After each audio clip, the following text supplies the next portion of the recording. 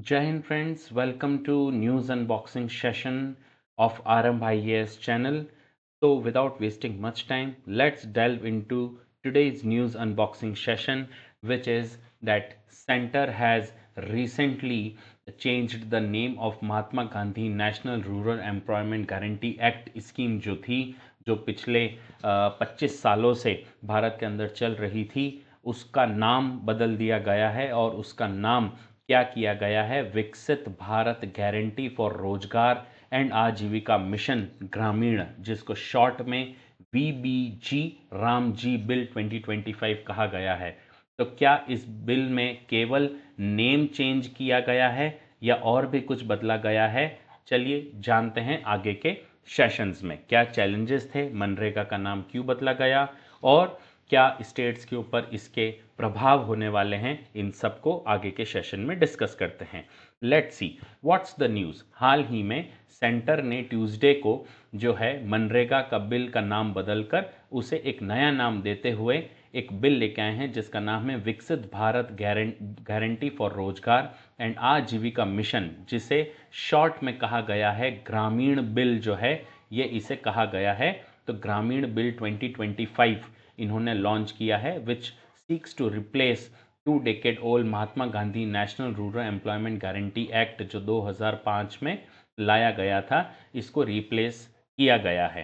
क्या कारण है कि इसको रिप्लेस करने की ज़रूरत क्या थी और जो है Mahatma Gandhi national rural employment guarantee act को अब ग्रामीण बिल क्यों कहा जा रहा है या ग्रामीण स्कीम क्यों कहा जाएगा, इसको एक एक करके डिस्कस करते हैं। तो लेट्स डिस्कस सबसे पहले कि भाई Mahatma Gandhi national rural employment guarantee act है क्या, राइट। सो 2005 में Mahatma Gandhi national rural employment guarantee act एक सोशल सिक्योरिटी स्कीम के तहत लॉन्च की गई थी, जिसमें 100 डेज ऑफ वर्क किनको दिया जाता था, रूरल हाउस होल्ड को दिया जाता था जो अनस्किल्ड मैनुअल वर्क करना चाहते थे। वेरी इंपॉर्टेंट टर्म है बच्चों यहाँ पे, वो है अनस्किल्ड मैनुअल वर्क यहाँ पे करना चाहते थे।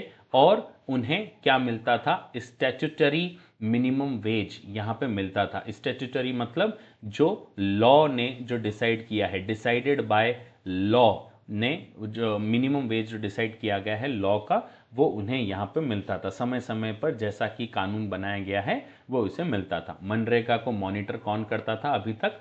मिनिस्ट्री ऑफ रूरल डेवलपमेंट जो है वो उसके एंटायर इम्प्लीमेंटेशन को मॉनिटर करती थी in association with the state government. ठीक है।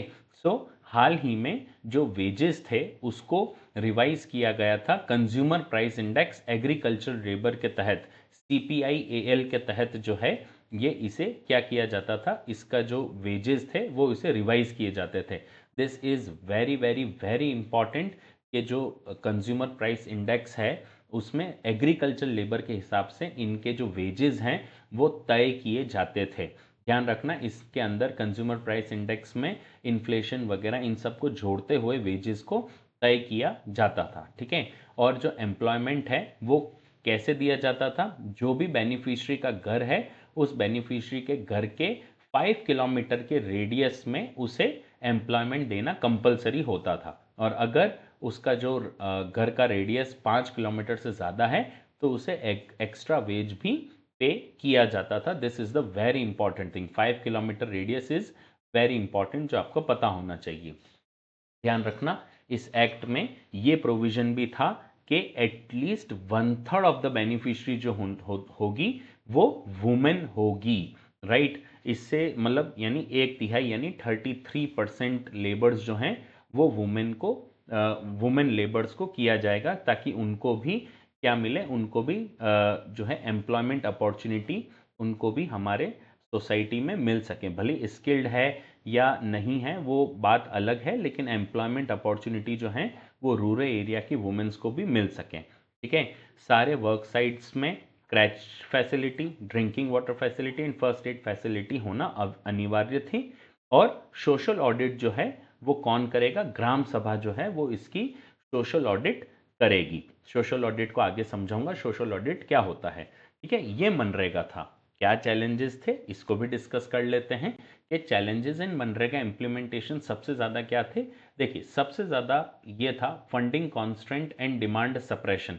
देखिए सबसे इम्पॉर्टेंट ये था कि 2005 से लेकर 2025 में मनरेगा ने बजट के अंदर, जो मनरेगा को बजट अलॉट होता है, उस बजट में बहुत ज़्यादा वेरिएशन देखने को मिलता है। समय समय पर सरकारों का ये कहना है कि केवल गड्ढे खोदने के लिए जो है लेबर्स को एम्प्लॉय किया जाता है, और लेबर्स भी जो हैं वो बिल्कुल भी इस चीज़ को सीरियसली नहीं लेते हैं। और अक्सर लेबर को ये चीज़ कहा गया है कि भाई जो लेबर है ये अनस्किल्ड वर्क है। लेकिन जैसे जैसे टेक्नोलॉजी इवॉल्व हुई है, जो है अनस्किल्ड लेबर स्किल का काम करके लेबर क्या करता था, अपने पैसे उठा लेता था।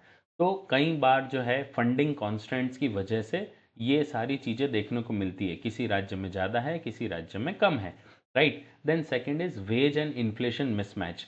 अब यहाँ पे जैसे मैंने आपको बताया कि जो वेजेस हैं वो तय किए जाते थे सीपीआई एग्रीकल्चर लेबर के हिसाब से तय किए जाते थे, लेकिन जो इसमें वर्क अलोकेटेड होता था वो एग्रीकल्चर के हिसाब से थोड़ी ना था। वो तो कई सारे काम थे, जैसे डैम बनाना, चेक पॉइंट्स बनाना, या कोई बोरिंग का काम करना, या वाटर मैनेजमेंट का काम करना। तो एग्रीकल्चर लेबर के तो वेजेस जो हैं वो वैसे भी लो वेजेस पे काम करते थे। तो लो वेज पे अगर वो काम कर रहे हैं तो नेचुरल सी बात है कि वेज और इन्फ्लेशन का मिसमैच होना तय ही था, राइट। दूसरा, पेमेंट एंड एसेसिबिलिटी इशू वो is the biggest hurdle in the MNREGA. MNREGA के अंदर 15 डेज के अंदर अंदर जब भी काम पूरा हुआ है तो विद इन 15 डेज आपको क्या करना होता था, पेमेंट करना होता था। Due to due to state administrative inconvenience, सबसे इंपॉर्टेंट बात है इसमें, स्टेट की सबसे बड़ी खामियाजा स्टेट्स की तरफ से ही प्रॉब्लम थी, because of states administrative inconvenience. Administrative inconvenience, जितने भी वर्कर्स थे उनको भी इसका खामियाजा भुगतना पड़ता था, और सेंटर से पैसा रिलीज होता था और उसमें कई सारे लूप होल्स की वजह से, अब जो नेक्स्ट हम करप्शन की बात कर रहे हैं वो यही है कि सेंटर से जो पैसा स्टेट्स को जाता था, देन स्टेट इसको वापस क्या करता था, कहीं ना कहीं कैश के फॉर्म में लोगों को डिस्ट्रीब्यूट करता था। तो wherever there is a cash there will be a loophole, और wherever there is a loophole there will be the leakages. तो जैसे ही लीकेजेस आए तो इसके अंदर करप्शन बढ़ना तय हो गया। हालांकि 2015 के बाद जब डीबीटी का आया, डायरेक्ट बेनिफिट ट्रांसफ़र की स्कीम आई, तो डीबीटी स्कीम के बाद ये काफ़ी हद तक कम हुआ, लेकिन फिर भी वहाँ पे अटेंडेंस नहीं लगाना, जो मेरा नेक्स्ट पॉइंट भी है, बोगस अटेंडेंस लगाना, ज़्यादा वर्कर्स दिखाना, है ना, ज़्यादा वर्कर्स चार्ट में शो करना जबकि ज़रूरत 10 की है, और वहाँ पे क्या दिखा दिया कि 50 वर्कर्स वहाँ पे काम कर रहे हैं। तो ऐसी कई सारी प्रॉब्लम्स जो हैं वो मनरेगा के अंदर थी। लो इंटरनेट कनेक्टिविटी की वजह से सरकार जो है टेक्नोलॉजी का भी ज़्यादा उपयोग नहीं कर पाती थी गांव या रूरल एरियाज़ में। तो इस वजह से एक बहुत बड़ी प्रॉब्लम जो है मनरेगा के अंदर आना शुरू हुई थी। तो नाउ व्हाट चेंज्ड इन 2025, सरकार अब ऐसा क्या करने जा रही है जिससे वीबीजी या रामजी बिल जो आया है उसमें अब सरकार क्या करना चाह रही है। तो what are the key reforms that are present under VB Gramin bill क्या है, इसको एक एक करके डिस्कस करते हैं, ठीक है। चलिए, मैंने जो अभी तो मैंने इसको एग्जिस्टिंग क्यों लिखा है और ग्रामीण क्यों लिखा है, क्योंकि अभी भी जो बिल ही है ये एक्ट नहीं बना है, it is not become a law, तो इसलिए मैंने अभी एग्जिस्टिंग मनरेगा लिखा है। तो एक एक करके डिफरेंस समझते हैं। सबसे पहला डिफरेंस जो है वो ये है, नेचर ऑफ स्कीम की बात करें तो जो अभी मनरेगा है वो demand driven wage employment programme है, कि डिमांड आई और वहाँ पे आपने मनरेगा को लॉन्च कर दिया। पर अब ऐसा नहीं है, अब जो है ये लाइवलीहुड सिक्योरिटी और एसेट क्रिएशन बेस्ड जो है ये ग्रामीण बिल होगा। केवल डिमांड आई और आपने कुछ बना दिया, ऐसा नहीं होगा। ये लाइवलीहुड सिक्योरिटी और एसेट क्रिएशन पर ज़्यादा प्राइम फोकस ये करेगा, ठीक है। Second is primary objective. Primary objective यहाँ पे पहले 100 days of unskilled manual work था, लेकिन अब यहाँ पर सबसे इंपॉर्टेंट है 125 डेज का क्या दिया गया है, एम्प्लॉयमेंट दिया जा रहा है, जिसमें प्रोडक्टिविटी और स्किल यूज का भी काम देखने को मिलेगा। केवल अनस्किल्ड पे ही अब रिलाय नहीं रह सकते, क्योंकि जैसे जैसे टेक्नोलॉजी आगे बढ़ी है, इंटरनेट की जो है पहुंच गांव तक भी पहुंची। अगर आपने देखा होगा 3G 5G 4G as well as कई सारे जो ग्रामीण इलाके हैं वहाँ पे अब आपको पेटीएम और ये सब भी देखने को मिलेंगे। That is we can say that वहाँ पे टेक्नोलॉजी का जो है विस्तार देखा जा रहा है। तो इसलिए इसको 100 डेज से बढ़ाकर 125 डेज किया गया है। और यहाँ पे एम्प्लॉयमेंट, प्रोडक्टिविटी एंड स्किल तीनों का कॉम्बिनेशन इस नए ग्रामीण बिल में होगा। टाइप ऑफ वर्क की बात करें तो पहले या अभी जो मनरेगा स्कीम है उसमें mostly unskilled and labour intensive work थे, लेकिन अभी semi skilled and skilled work यहाँ पे किए जाएंगे, जैसे GIS mapping, water budgeting, asset maintenance, है ना, कई सारे गांवों के अंदर सर्वेज को करना। तो सरकार के जो सर्वेज हैं उनको ध्यान से रख के करना, ये भी यहाँ पे बहुत इंपॉर्टेंट रोल प्ले करेगा। सर्वेज कंडक्शन, ये बहुत इंपॉर्टेंट इसमें किया जाएगा। तो semi skilled and skilled work यहाँ पे किए जाएंगे, है ना। जो अभी एग्जिस्टिंग मनरेगा है उसका फोकस एरिया क्या था, शॉर्ट टर्म इनकम सपोर्ट, 100 दिन के लिए काम किया, 100 डेज वर्क इनटू जो पेमेंट डिसाइड किया गया है उस पेमेंट को लेना और उसके बाद शहर या अपने ही गांव में खेती बाड़ी में लग जाना। लेकिन अब जो है इसमें durable asset, climate resilience and rural infrastructure को डेवलपमेंट की जिम्मेदारी अब गांव के लोगों के ऊपर आएगी कि भाई उन्हीं का गांव है, उन्हीं को ही डेवलप करना है। तो कल को अगर कुछ भी इशू आएगा तो उन्हें ही ध्यान रखना है। तो इस वजह से this is the most important चीज जो इस समय यहाँ पे देखी जा रही है, ठीक है, ग्रामीण बिल के अंदर। सेकंड, अगर नेक्स्ट रिफॉर्म्स की बात करें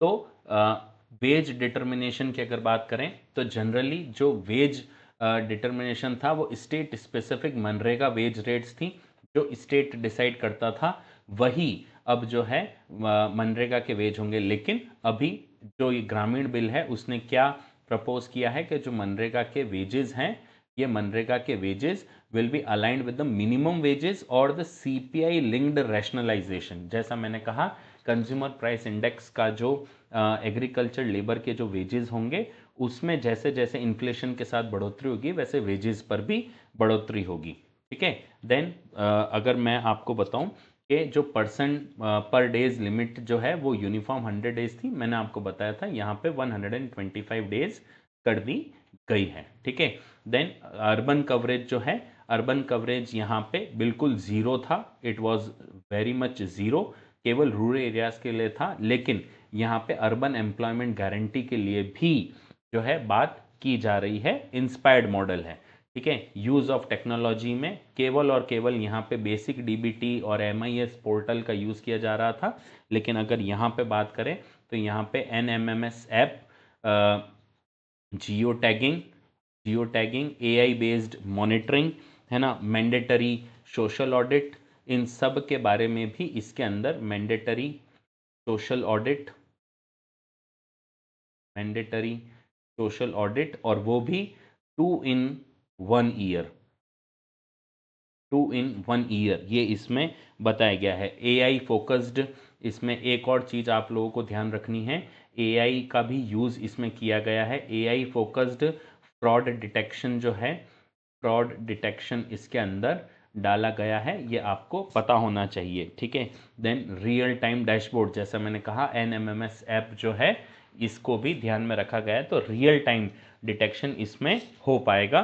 this is the most important thing, ठीक है। दूसरी चीज़ जो इसमें नेक्स्ट रिफॉर्म्स की अगर मैं बात करूं, जो सबसे इंपॉर्टेंट है अकाउंटेबिलिटी। जैसा मैंने आपको बताया था कि अकाउंटेबिलिटी जो है वो सोशल ऑडिट्स हैं, लेकिन यहाँ पे real time audits and transparency tools को यहाँ पे यूज़ किया जाएगा। इसमें 2-3 चीज़ें और हैं। फंडिंग पैटर्न की बात करें या पेमेंट सिस्टम की बात करें तो पेमेंट सिस्टम को भी मैं यहाँ पे डिस्कस कर लेता हूँ। जनरली डिलेज होता था या फंड फ्लो ऑर्डर जो है उसके ऊपर इशू आते थे, लेकिन यहाँ पे प्रिडिक्टेबल फंडिंग होगी और फास्टर वेज पेमेंट होगा। ऐसा क्यों, इसको मैं समझा देता हूँ कि मैं ऐसा क्यों कह रहा हूँ। उसके पीछे का कारण है दो चीज़ें हैं इसमें। सबसे पहले जो है, जो ग्रामीण बिल है, इसमें नॉर्मेटिव, ये वर्ड इंपॉर्टेंट है बच्चों, नॉर्मेटिव एलोकेशन होगा। नॉर्मेटिव एलोकेशन का मतलब क्या होता है कि जो भी स्टेट है, जैसे एक किसी स्टेट को, स्टेट वन जो है, स्टेट वन को 100 करोड़ रुपीस चाहिए, तो स्टेट ये पहले ही 100 करोड़ रुपीस का बजट जो है वो सेंटर को देगा। अगर अब मनरेगा के अंदर उसका खर्चा सेंटर इन्हें वापस 100 करोड़ दे देगा, लेकिन अगर स्टेट का खर्चा सपोज 150 करोड़ हो गया है, तो 50 करोड़ का जो एडिशनल बजट है ये स्टेट को ही बियर करना पड़ेगा, स्टेट ही इसको बियर करेगा, सेंटर का इसमें कोई लेना देना नहीं है।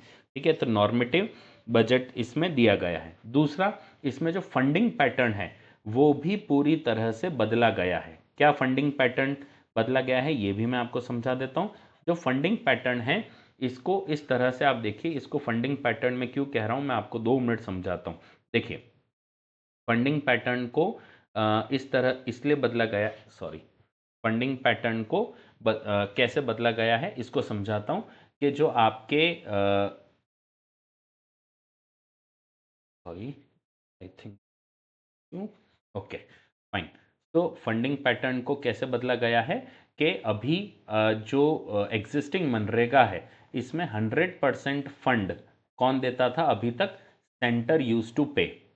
लेकिन जो अब ग्रामीण बिल है इसमें ऐसा नहीं है, इसमें 60:40% का जो पेमेंट है, सेंटर 60 देगा और स्टेट को भी 40% पैसा मिलाना होगा। यानी 100 करोड़ का बजट है तो 60 करोड़ ही सेंटर देगा और 40 करोड़ जो है वो स्टेट प्रोवाइड करेगा। इससे क्या होता है बच्चों कि जब पहले 100% सेंटर देता था तो स्टेट्स की अपनी कोई जिम्मेदारी नहीं थी, काम किया तो किया, नहीं किया तो नहीं किया, है ना, सेंटर पैसा दे ही रहा है, सेंटर झकमरा के पैसा देगा और उसको नाम करवाना है तो। लेकिन अगर आपको एसेट क्रिएशन करवाना है तो, और स्टेट का पैसा अगर इसमें लग रहा है तो स्टेट भी जो है इसमें एक्टिव रोल प्ले करेगा। और 60:40 केवल उनके लिए है जिसमें स्टेट विथ लेजिस्लेचर है, state with legislature, state and UT with legislature जो है उनको 60:40 है। लेकिन उसके अलावा अगर कोई यूटी है, यूटी विदाउट लेजिस्लेचर है,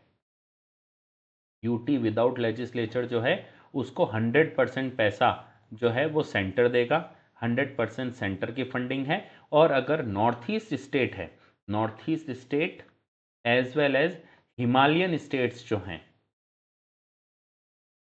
हिमालयन स्टेट जो है, हिमालयन स्टेट की फंडिंग पैटर्न होगी 90:10, 90 सेंटर देगा और 10% स्टेट देगा, जो आज तक की फंडिंग रही है। सबसे इंपॉर्टेंट चीज़ ये है 60:40 उनके लिए है जिनका स्टेट विद लेजिस्लेचर है एंड यूटीज जिसका लेजिस्लेचर है, जैसे दिल्ली और पौंडीचेरी, ये दो ही हैं, तो आपको पता होना चाहिए। दूसरा, फास्टर वेज पेमेंट के लिए जब बोला गया था, फास्टर वेज पेमेंट क्या था मैंने पहले बताया था, पहले था प्रीवियसली इट वाज 15 डेज, अब क्या होगा 7 डेज के अंदर अंदर वीकली पेमेंट यहाँ पे होगा, 15 डेज नहीं होगा, 7 डेज के अंदर अंदर पेमेंट होगा, यानी हर हफ्ते जो है पेमेंट यहाँ पे किया जाएगा। दूसरी सबसे इंपॉर्टेंट चीज़ है कि पहले ये डिलेज कॉमन क्यों होते थे, उसका कारण था कि जो पीक एग्रीकल्चर सीजन होता था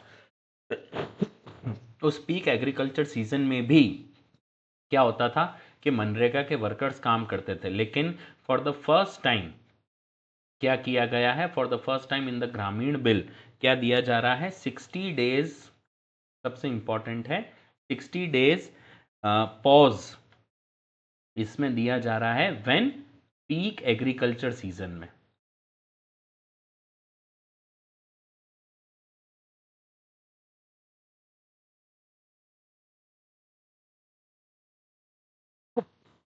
पीक एग्रीकल्चर सीजन में 60 डेज पॉज पीरियड दिया जा रहा है ताकि खेत पर जो है किसान मौजूद रहे और उसकी खेतीबाड़ी भी अफेक्ट ना हो। पहले खेतीबाड़ी बहुत अफेक्ट होती थी। ठीक है, सो दीज आर सम की रिफॉर्म। कन्वर्जेंस के लिए ऑलरेडी जैसा आप देख सकते हैं लिमिटेड कन्वर्जेंस था, लेकिन यहाँ पे जल जीवन मिशन, प्रधानमंत्री किसान सुरक्षा योजना, नेशनल रूरल लाइवलीहुड मिशन, इसके साथ भी क्या किया जा रहा है, इसे अडॉप्ट किया जा रहा है और एनवायरनमेंट सस्टेनेबल, एनवायरनमेंट फ्रेंडली जो है यूजेस,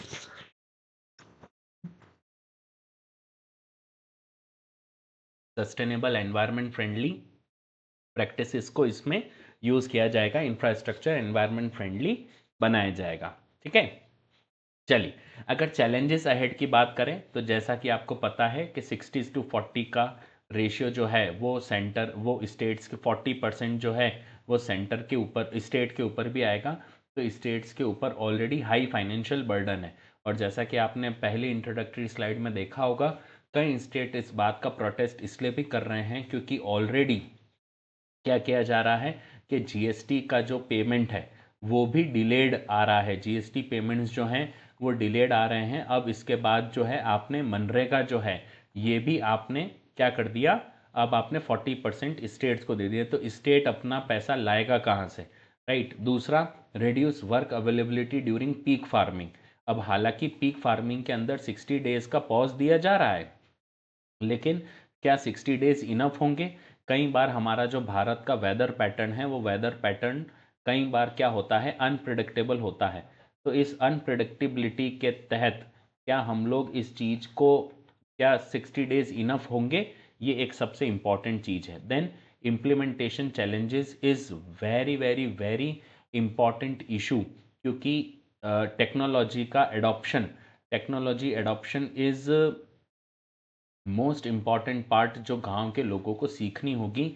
और अगर वो इस चीज़ को नहीं सीखेंगे तो फिर आप भले ही कितना भी अच्छा बिल ले आइए, ये नहीं होगा। ठीक है, थोड़ा सा डिलेड पेमेंट का रिस्क ज़रूर है, क्योंकि इसमें एक क्लॉज ये कहता है कि अगर वीकली पेमेंट नहीं हुआ तो मैक्सिमम फोर्टनाइट तक आपको करना होगा। अब मैक्सिमम फोर्टनाइट बोला है तो वो तो वही पहले जैसा ही हो गया कि भाई 15 दिन के अंदर अंदर है। ठीक है, देन रीजनल डिस्पैरिटीज है ना, भारत आप जानते हैं it is a very diverse nation, और इट्स डाइवर्स नेशन के अंदर हर स्टेट की अपनी अपनी डिमांड होती है। तो क्या ये डिमांड ड्रिवन को प्रमोट कर रहा है, ये इसके इम्प्लीमेंटेशन के बाद चलेगा। अब सबसे इम्पॉर्टेंट चैलेंज जो ग्रामीण बिल का है, हाल ही में जो वीबी रामजी बिल में है, वो है एक्यूरेट नॉर्मेटिव एलोकेशन। क्या ये पॉसिबल है? जैसे आज अगर जो है अगर मुझे कोई काम करवाना है तो पहले ही मुझे बिफोर स्टार्टिंग ऑफ द